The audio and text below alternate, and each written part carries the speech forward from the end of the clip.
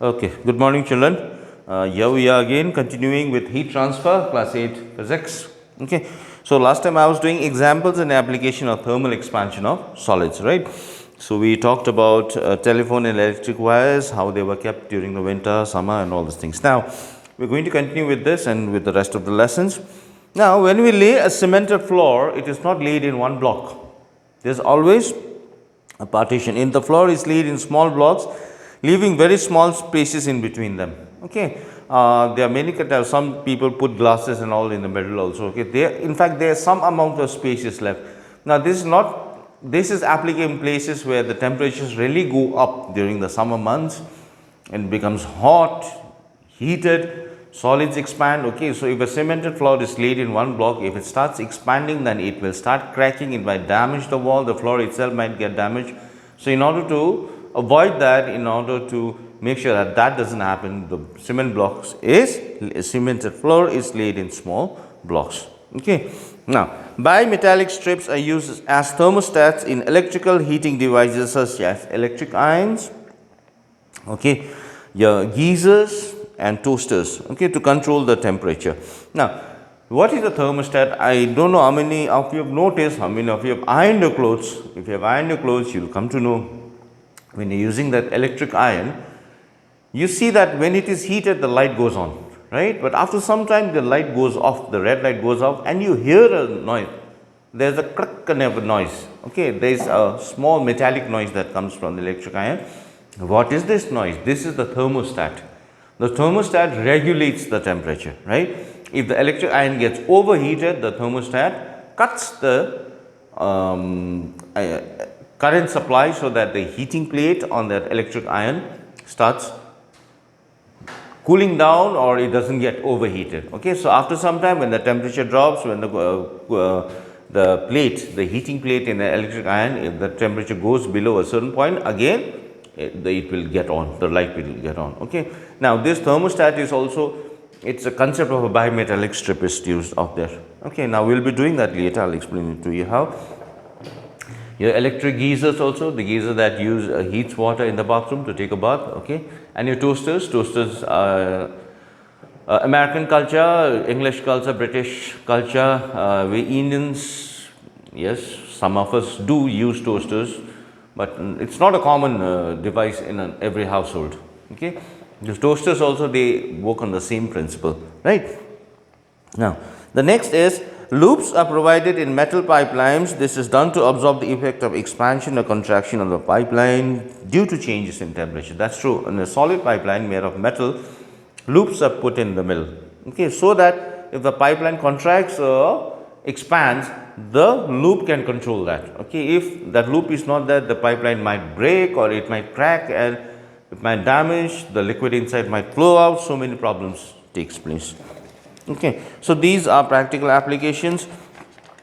I think the next application that is there is glass. I don't know how many of you have noticed this. If you buy any simple glass from the market, okay, just a simple glass, okay, and you put boiling hot liquid inside it, either tea or hot water, anything, you might notice that the glass cracks. Now, what is happening? Okay, now if you look at the glass from top, there's two layers in the glass, right? The outer layer and the inner layer. In fact, there are two layers in the glass like this. Okay, so what happens is when you put hot liquid inside the glass, the inner layer gets heated, solid. When it gets heated, starts expanding, thermal expansion, as I've been talking. Okay, now this starts expanding, but since glass is a very bad conductor of heat, the outer layer doesn't come to know of the heat, since the heat is not getting conducted. Right, it's not moving forward. So the outer layer does not contract, the inner layer is contracting. So the inner layer is contracting, the outer layer does not contract. So there is a tension that builds up. So due to which the glass starts cracking. Okay, but these days companies like Borosil, Pyrex, they have good glasses. The glasses have been manufactured in such a manner that the thinness is regulated, or the material used, the glass material used is of top grade material. Okay, let's see what the book says. Okay, it doesn't have anything about virus classes. Okay, so they have a good quality glasses, or the difference between the two layers is thin. So if the inner layer expands, the outer layer also kind of expands, so there is no breakage. Okay, so if you go to the labs and all, you'll see the test tubes and all, there's Borosil written in that. Borosil is one of the top companies that deals in glassware. Okay, now automatic fire alarm. This is what I wanted to talk about. Okay, so automatic fire alarm, according to your book, there's a wall out here. Okay, I'm not going to make a detailed exact diagram, children. I don't want to waste too much of time on this. Okay, so we have a bimetallic strip out here. This is what is important that we need to pay attention to.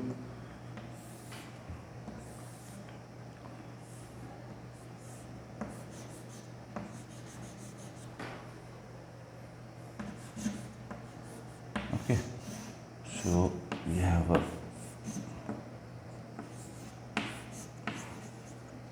bell out here.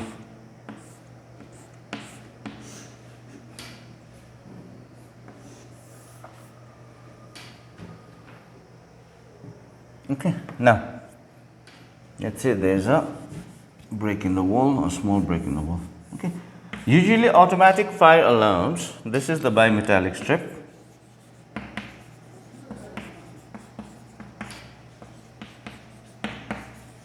And let's say the top part is iron, the lower part is brass. Okay, now this is like the switch of your light. This is like your switch when it is off. Understood? So when you put it off, the light is off. When you put it on, the light comes on. So this is, let's consider this an off switch. Okay, what happens is, this is a wall, and let's say inside the house a fire breaks off. Okay, so a lot of heat will go towards the wall. So all that heat will come inside. All that heat waves, heat energy comes inside. Okay, now this bimetallic strip, it starts bending. Since brass expands faster than iron, I've already told you in the previous class, this starts bending.